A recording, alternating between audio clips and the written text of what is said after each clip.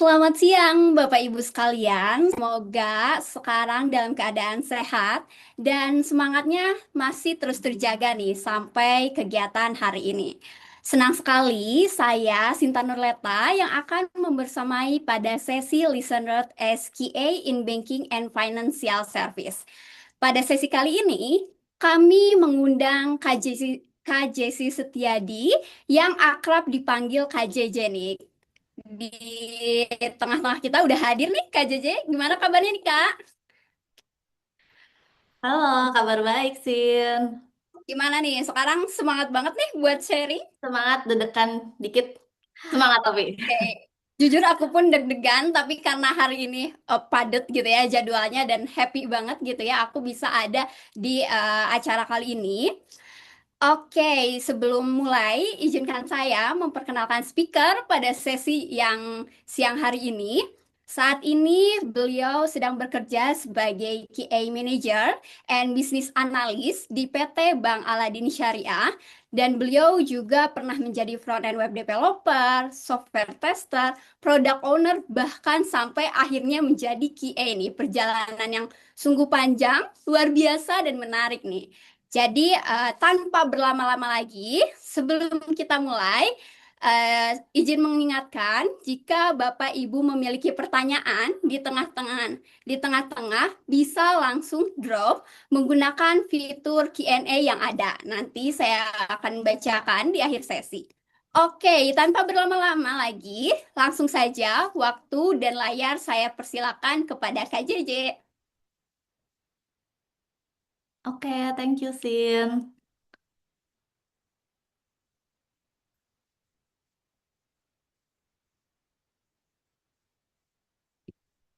Oke, sebentar ya. Oke. Gimana nih reactionnya teman-teman? Gimana? Masih pada semangat di siang hari ini? Oke. Wih, reaksinya banyak nih. Nah, udah Gimana, ada nih. Sin? Udah muncul belum? Sudah. Udah Silakan, muncul ya? Kak. Oke, kita mulai ya. Halo semuanya, gimana kabar teman-teman hari ini nih, di hari Sabtu ini?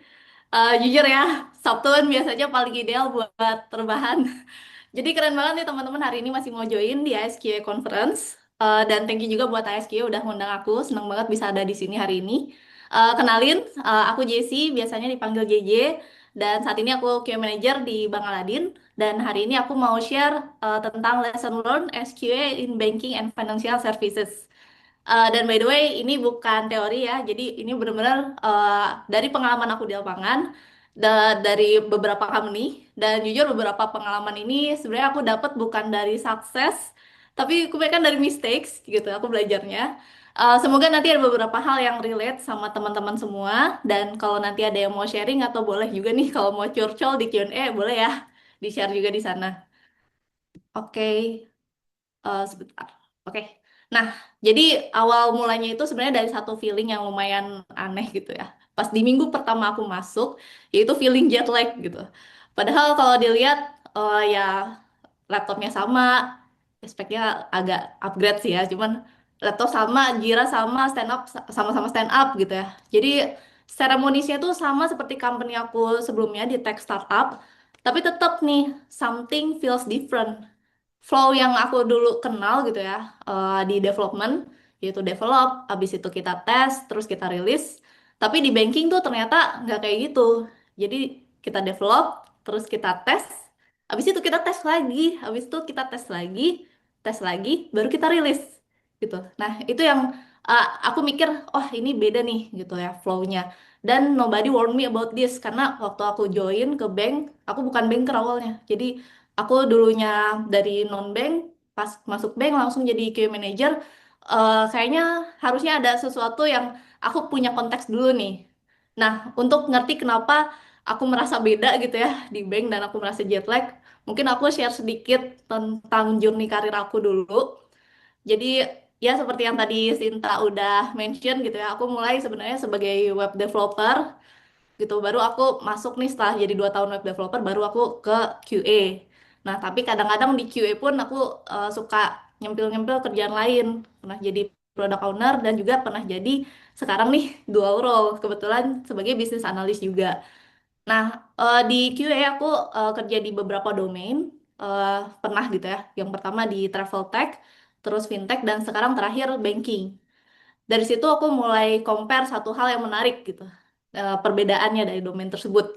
Dan perbedaan di sini tuh bukan karena bug ya, misalnya di domain lain bugnya biasa aja, karena ya jujur sebenarnya bug itu nggak ada yang benar-benar biasa ya. Jangan nyebut bug itu biasa ya, tolong itu bikin QA itu deg-degan tetap kalau ada bug di production. Tapi impact dari bug itu beda banget. Di domain yang satu mungkin impactnya oke, di highlight, masuk performance review gitu. Tapi di domain lain itu bisa jadi insiden besar dan bahkan ada potensi juga bisa sistemik. Maksudnya sistemik tuh bugnya sebenarnya kenanya di kita. Tapi bisa jadi sistemik ke bank-bank lain. Loh, kok bisa kayak gitu ya? Nah, itu terjadi sebenarnya kalau kita itu kerjanya di bank yang sistemik. Contohnya, kalau kita di ngomongin bank syariah, misalnya BSI gitu ya. Kalau BSI kenapa-napa, sebenarnya bisa juga impact ke bank syariah lain nih, gitu. Karena apa? Karena trust-nya ya yang kena. Oke, mungkin karena ini event ASQA, sedikit bragging soal perjalanan aku di ASQA gitu ya. Jadi aku dulu em, pernah masuk startup namanya MyBuy, dan di MyBuy itu aku satu-satunya QA di sana. Biasalah ya, small startup, isinya cuma 6 orang. Nah, dari situ aku punya masalah nih. Aku butuh, kalau misalnya mau cerita keluh kesah atau mau belajar itu aku nggak punya partner diskusi. Akhirnya aku cari, ternyata ada ISQA gitu. Dan aku kucuk-kucuk nih dari Bandung ke Jakarta untuk datang ke event pertama aku gitu ya, ke meet up-nya ISQA itu di Traveloka. Dan di Traveloka itu aku sambil berdoa, semoga aku bisa kerja di sini gitu. Nah, terus nextnya ternyata ASQ bikin chapter Bandung nih, semoga nanti aktif lagi ya chapter Bandung. Aku juga join di situ, jadi salah satu kameramen juga gitu ya. Terus ada meet up lagi di Bandung, aku coba-coba jadi volunteer nih kantornya Alivia ya waktu itu. Terus ternyata nih doa aku yang 2 tahun sebelumnya terwujud. Jadi tahun 2018 aku balik lagi ke kantor yang sama, ke lantai yang sama sebagai new joiner di Traveloka. Jadi itu kayak kind of circle moment ya buat aku. Nah, terus baru aku lanjut sekarang nih ya. Aku fast forward 10 tahun kemudian ternyata udah reach career sebagai QA manager dan bisa sharing di sini nih gitu. Nah, remember banget waktu dulu pas kita meetup-meetup, biasanya tuh di presentationnya yang paling ujung itu yang tulisan yang paling ujung tuh bukan thank you di slide presentationnya. Kalau tahu bisa nebak, yang paling ujung itu biasanya we are hiring gitu. Karena pas dulu meetup-meetup itu kita selalu berbagi keluh kesah, berbagi cerita, sharing ilmu, tapi juga saling berbagi lowongan gitu ya pas di sesi networkingnya. Jadi kangen banget sih ada momen-momen kayak gitu. Mudah-mudahan nanti kita bisa offline ya gitu ketemunya. Oke, lanjut untuk yang travel tech mungkin singkat aja kali ya karena tadi aku udah bahas. Jadi di setiap domain itu sebenarnya kalau menurut aku each domain itu changes the nature of failure gitu. Karena misalnya kalau di travel, user kecewa mungkin akan ada rating jelek, mungkin nanti dia minta refund, terus ya mungkin ada financial loss juga kita gagal dapat untung gitu ya dari hasil jualan, terus dan gitu. Nah di fintech nih mulai naik nih, mulai sensitif karena udah nyentuh-nyentuh duit gitu. Kalau ada uang nyangkut, delay atau mismatch itu sensitif banget buat user. Nah, tapi kalau di bank itu levelnya beda lagi gitu. Karena kita itu ngomongin salary gitu ya, ngomongin trust orang. Jadi gaji orang ada di sana, bisnis orang ada di bank gitu. Nah, yang paling penting sebenarnya di bank itu adalah trust. Karena trust itu once broken, it is harder to recover. Nah, di sini impact-nya sebenarnya kalau di sisi bank bukan cuman bisa jadi financial loss gitu. Bisa jadi itu impact yang lumayan bearable. Tapi yang nggak bearable itu adalah legal issue dan bahkan reputational issue. Nah, ini yang menurut aku bikin banking tuh terasa bukan lebih susah ya. Tapi sebenarnya beda aja secara fundamental nih gitu. Secara strukturnya itu beda. Jadi eh, karena sistemnya itu relies heavily on trust, gitu yang tadi aku bilang, misalnya tabungan mereka di sini gitu ya. Jadi ketika ada bug kecil, itu sebenarnya bukan bukan bug kecil gitu ya buat nasabah gitu. Itu bug yang serius gitu. Contoh misalnya kalau eh misalnya saldo kalian sebenarnya aman-aman aja, tapi tampilannya nih di mobile bankingnya misalnya gagal load gitu ya. Terus tiba-tiba saldo kalian itu berubah jadi saldo sebelumnya, atau misalnya jadi saldo sebelumnya itu sebelum gajian ya, atau jadi nol misalnya. Ada nggak sih di sini yang masih santai? Kayaknya nggak ada deh. Kayaknya langsung cek mutasi, refresh app 100 kali, terus mungkin uninstall, install lagi gitu ya. Saking paniknya, kok ini mana nih duitnya gitu, kok nggak muncul gitu kan. Nah, jadi itu nih yang bikin nature of failure-nya di domain bank tuh beda. Nah, lalu aku jobnya sekarang sebagai QA manager, dan ini eh, dan sebelumnya juga di company aku sebagai QA manager juga. Tapi di bank ini agak beda nih gitu. Jadi di bank kalau aku define di sini kita tuh sebenarnya ngerjain tiga hal. Yang pertama menjadi quality strategist, yang kedua menjadi risk manager, dan yang ketiga itu menjadi regulatory translator. Gitu. Nah, yang pertama nih, secara strategis, kenapa? Karena kita itu harus nge-decide testing mana sih yang perlu deep gitu ya, deep testing, dan mana yang cukup basic. Basic aja tuh cukup. Karena kita itu selalu nggak mungkin ya ke secara timeline itu misalnya unlimited. Pasti timeline itu limited gitu. Dan kita harus decide nih mana yang harus turun, mana yang basic-basic aja mungkin kita bisa cover gitu. Nah, kemudian sebagai risk manager, kita harus ngeliat nih, yang aku highlight di sini adalah blast radius gitu. Kalau ini fail, impact-nya itu kemana? Nah, itu mungkin secara blast radius nanti aku jelasin di slide berikutnya. Lanjut ke translator dulu gitu. Nah, kita sebagai QA manager harus bisa juga nih jadi translator.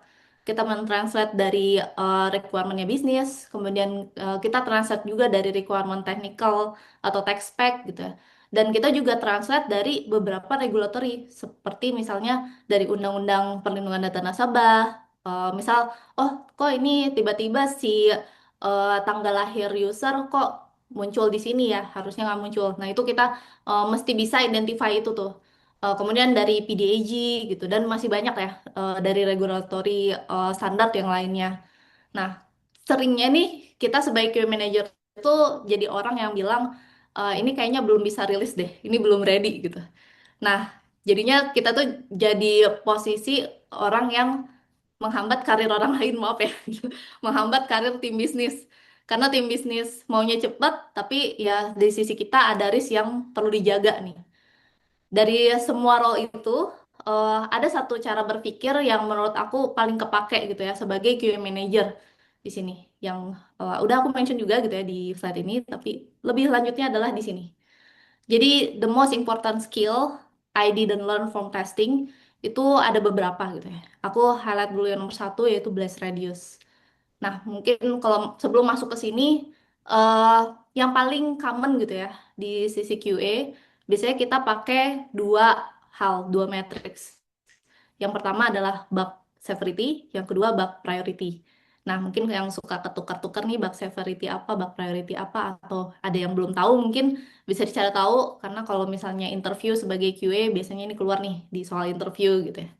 Nah, tapi di banking ini belum cukup, terutama sebagai QA manager gitu. Karena not every bug is equal.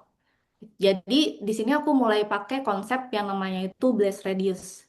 Nah, blast radius itu sebenarnya kalau dipakai yang realnya, itu kalau ada eksplosif gitu ya, atau ada explosion, sebenarnya dia itu bisa impacting secara atau damaging sampai radius mana nih gitu.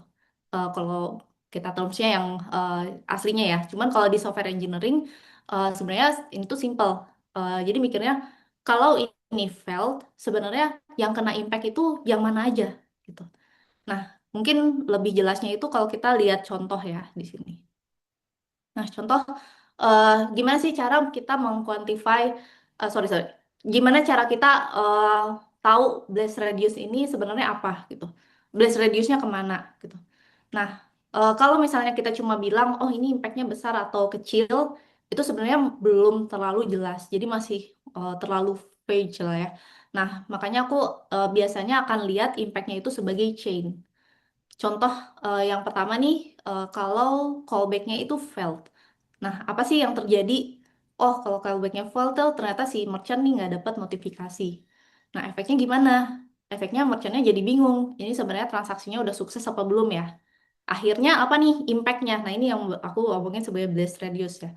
Akhirnya dari merchant mereka harus manual cek, mungkin kontak ke banknya, kemudian dari bank ops effort akan naik karena perlu manual cek.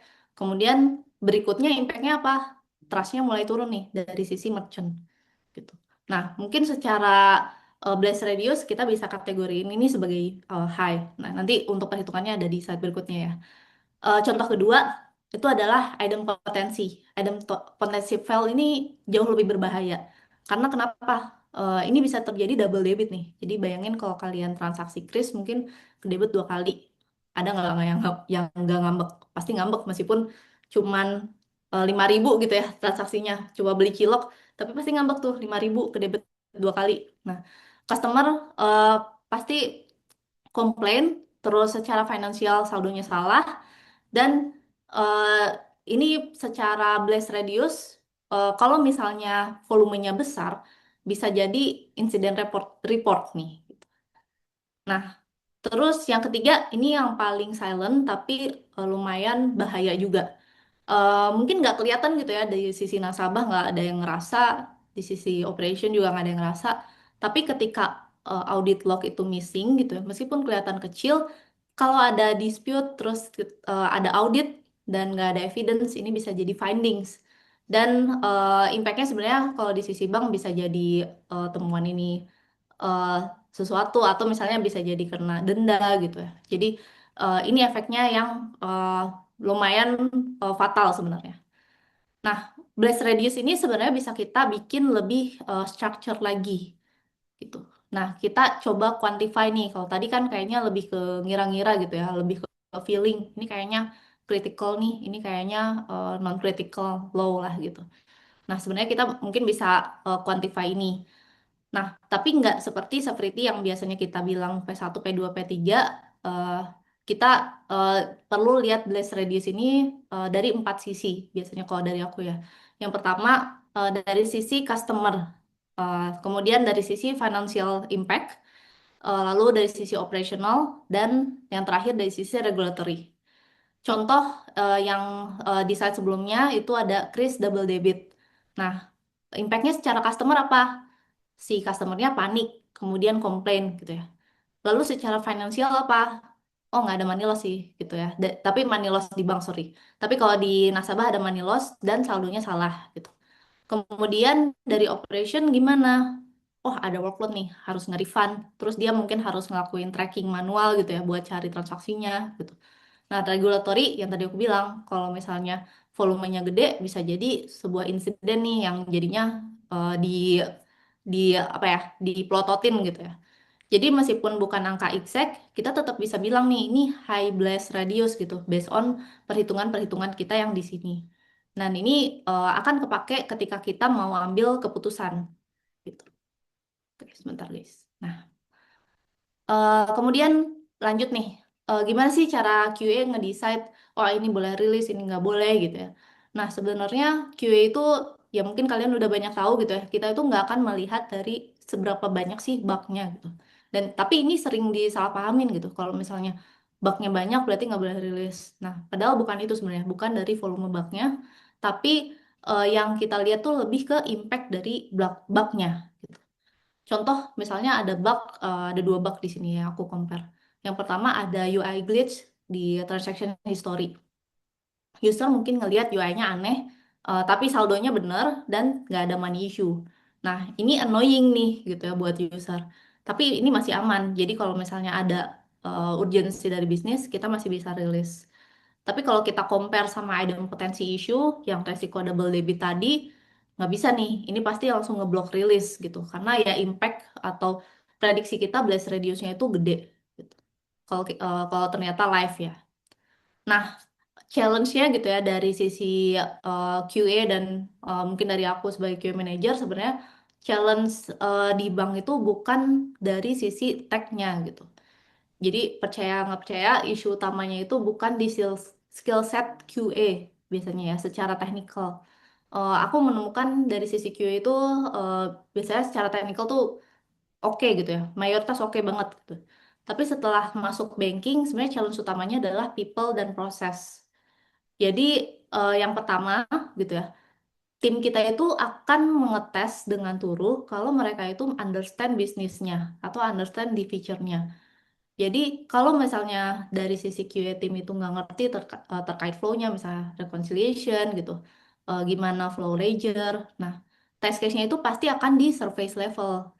Makanya sebagai QA manager penting banget nih untuk invest waktu di sini nih untuk nge-training dari sisi QA-nya gitu ya, atau dari aku mungkin sharing terkait bisnis konteksnya. Tapi jangan mengklaim QA manager tuh tahu segala hal ya. Jadi kita juga mungkin taunya surface level juga. Dari sisi kita bisa involve tim QA kita untuk ikut training-training kalau misalnya ada gitu. Nah, karena kalau misalnya tim QA-nya itu ngerti flow-nya, mereka akan bisa generate test case sendiri. Nah, tadi mungkin di sesi yang pagi-pagi ya, ada juga yang mulai nih untuk generate test case lewat AI, ya kan? Nah, itu aku lumayan setuju juga nih, tapi jangan tetap nih menurut aku ya, jangan lupain aspek understandability dari sisi QA-nya gitu. Jangan sampai kita iya-iya aja nih untuk eksekusi test case yang itu generated dari AI, padahal ternyata AI-nya halu misalnya gitu ya. Jadi di sini sebagai QA kita harus bisa sebagai reviewer dan approver juga. Dan itu yang bikin dari sisi QA itu harus masuk lebih awal gitu. Di sini ya aku mention juga terkait shift left gitu ya. Terus yang perbedaannya lagi mungkin dan definition of done-nya gitu ya. Di banking itu bukan berarti ketika produknya rilis itu done gitu. Tapi yang disebut done itu adalah ketika produknya memang sudah rilis dan secara uh, documentation kita udah ready gitu.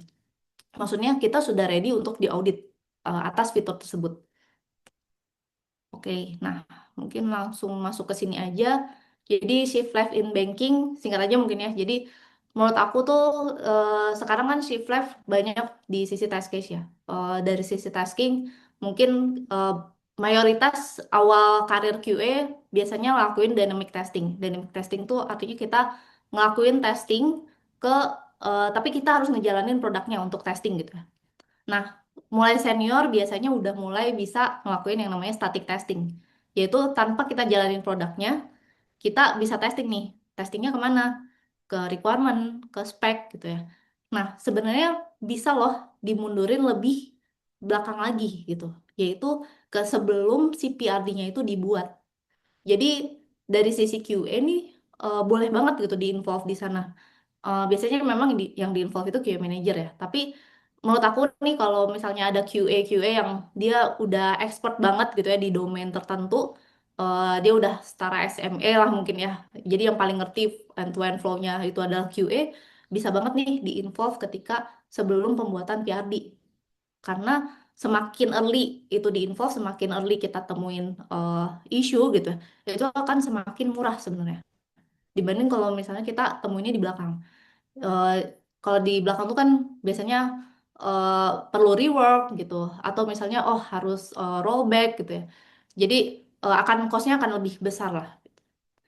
Nah, sekarang mungkin kita mau masuk ke bagian yang lumayan seru ya. Jadi ini contoh-contoh case yang mungkin kejadian di production, tapi disclaimer ini bukan contoh real case ya. Sorry, ternyata ke sini dulu. Nah, tight deadline. Nah, ini dilema yang sering terjadi ya. Tadi mungkin di sesi-sesi sebelumnya juga udah ada yang pernah ngebahas terkait eh, ini nih dari bisnis udah ada tanggal buat live gitu ya. Nah, pengennya live di sini. Nah, kalau kita akses kayaknya kita nggak cukup deh waktunya kalau mau live di sini gitu ya. Ini kayaknya bunuh diri deh. Tapi dari bisnis juga bilang, ini kualitinya nggak bisa dinegosiate ya gitu. Jadi nggak boleh ada bug segala macam gitu ya. Nah, itu kan pressure-nya gitu. Nah, dari sisi kita harus gimana sih? Nah, yang pertama, kita itu harus ngelakuin yang namanya risk-based scope reduction. Mau nggak mau ya, kecuali kalau QA-nya mau disuruh lembur nih, harus ideal semua. Tapi menurut aku, nggak harus seperti itu sih. Jadi, dari sisi kita bisa nge-reduce scope-nya dulu, tapi kita bakal assess by risk gitu. Nah, jadi nggak random cuts ya. Misalnya kita akan tes yang Yang tadi based on blast radius itu mana sih test case yang kira-kira blast radiusnya itu paling critical gitu. Dan juga test case yang ini P0 nih, ini non-negotiable emang harus dites gitu. Kemudian kita mungkin negotiate secara scope dari feature-nya. Nah, terus yang kedua, yang berikutnya ya, yang di sebelah kanan itu adalah formalized risk acceptance document. Jadi jangan sampai nih ketika risk, oh yang megang QA gitu. Nah, tapi sorry, bisnis maunya live gitu ya. Dan bisnis juga yang maksa-maksa untuk live dengan risk tersebut. Tapi ketika risk itu benar-benar terjadi, ternyata yang dikambing hitamkan cuma QA. Nah, jangan sampai kayak gitu. Jadi dari sisi kita perlu formalize namanya sebuah dokumen yang namanya itu risk acceptance document. Di mana ketika kita present risknya dari stakeholders kita itu udah ACK gitu semuanya. Jadi itu sama, bukan keputusan dari tim QA sendiri. Nah, tugas kita adalah nge-present evidence-nya dan nge-present risk apa aja yang mungkin terjadi.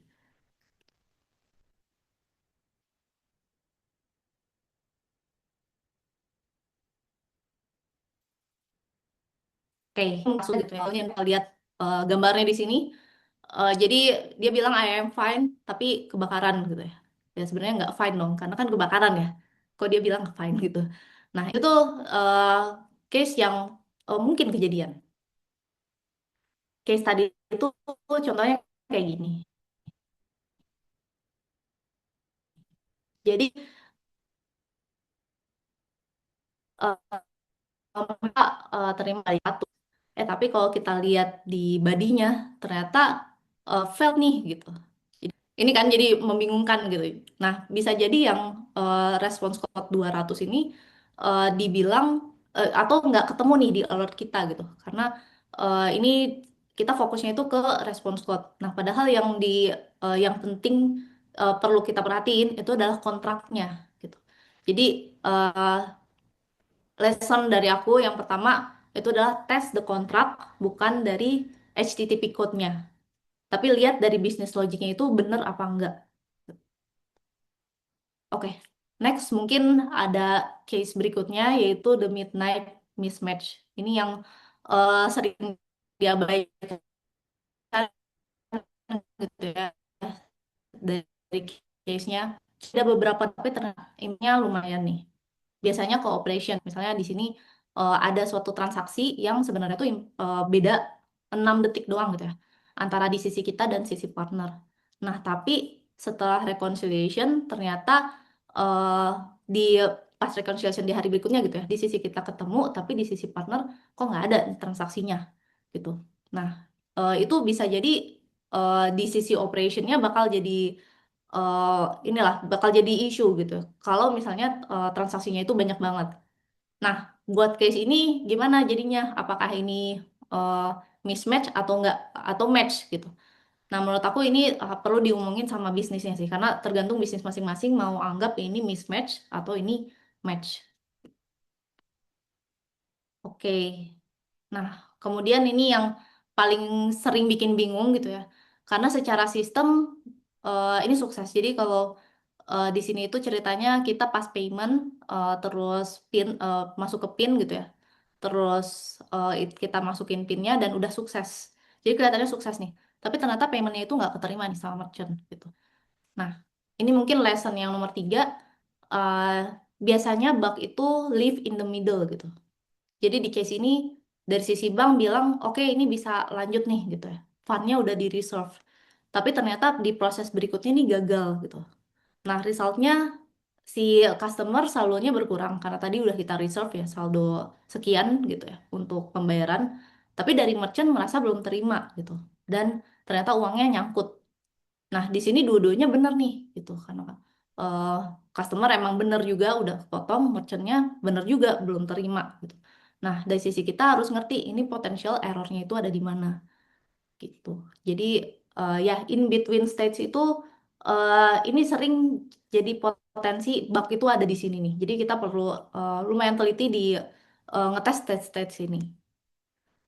Nah, ini contoh aja ya untuk test case-nya. Jadi skenario yang happy path pastilah kalian kepikiran gitu ya untuk ngetes.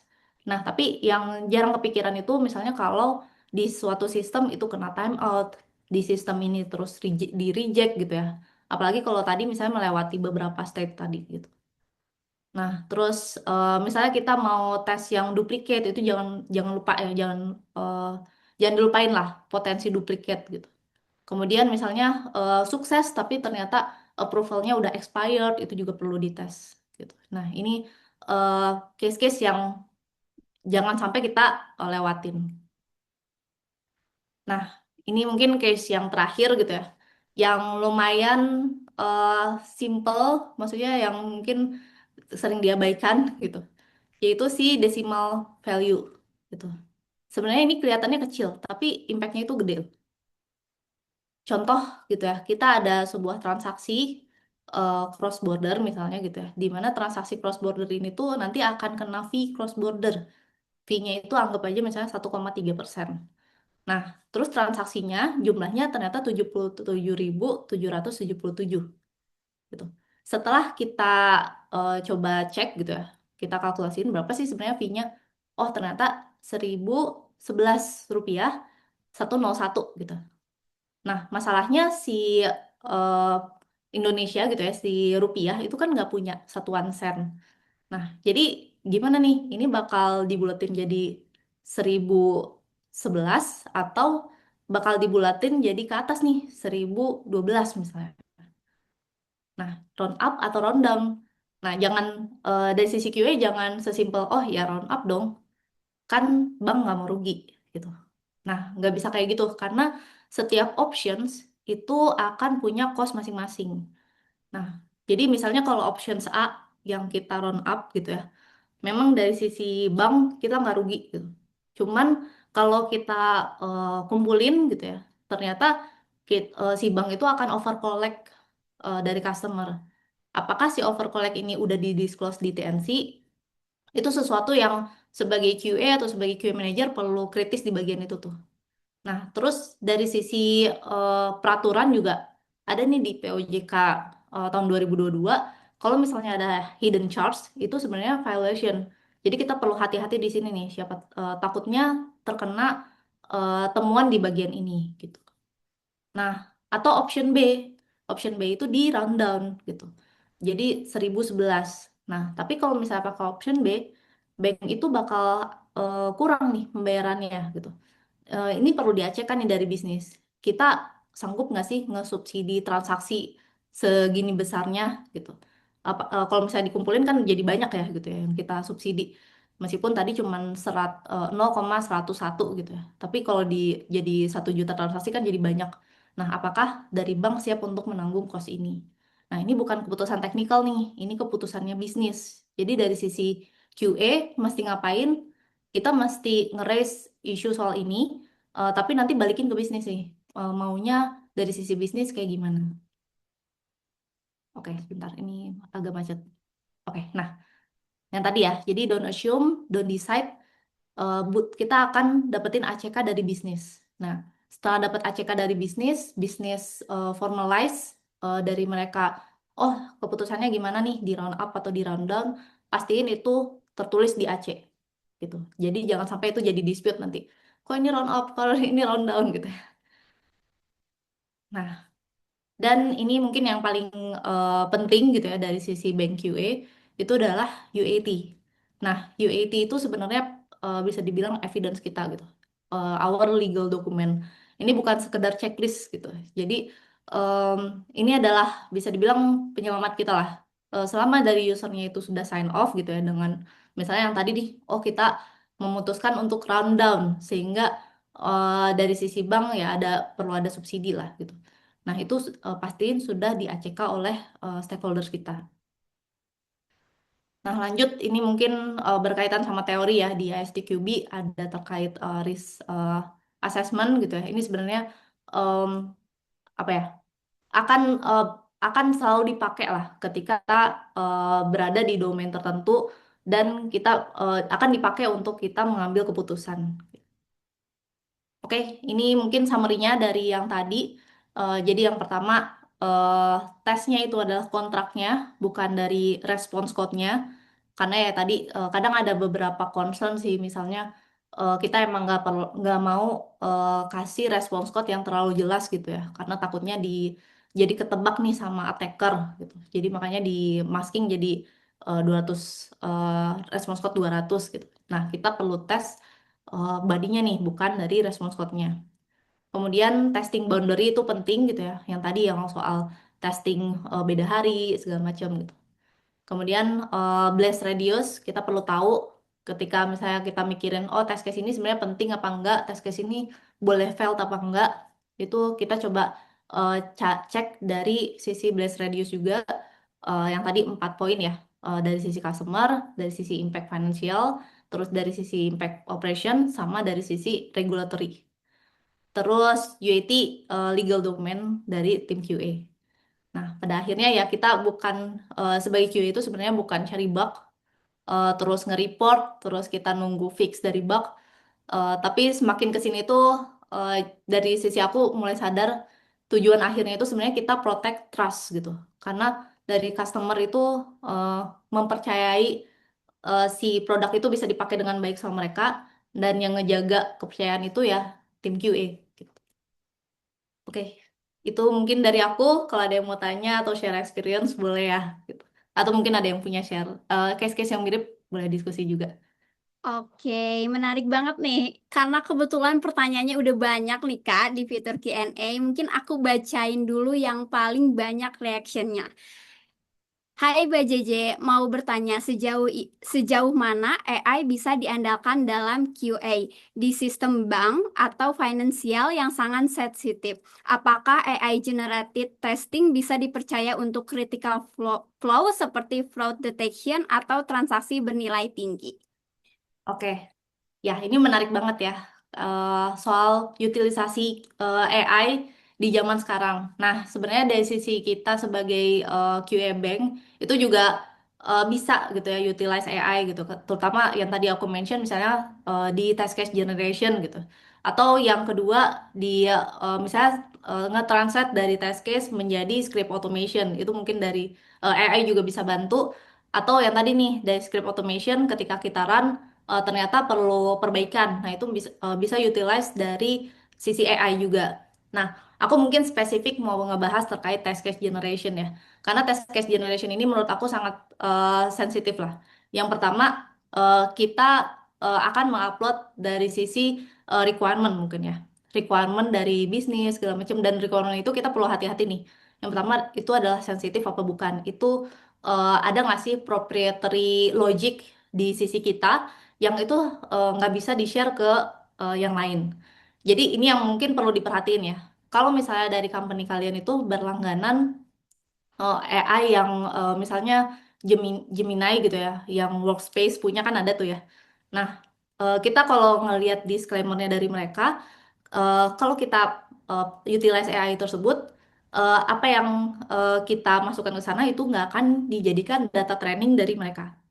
Nah, tapi kalau kita pakai yang personal account, itu biasanya, atau bahkan yang gratisan ya, yang gratisan itu biasanya dari AI akan pakai sebagai data training. Nah, itu kita perlu hati-hati tuh, gitu. Jangan sampai kayak kita men-share data-data yang sensitif atau ada logic-logic yang proprietary ke AI tersebut untuk nge-generate test case. Jadi kita mesti milih-milih lah gitu.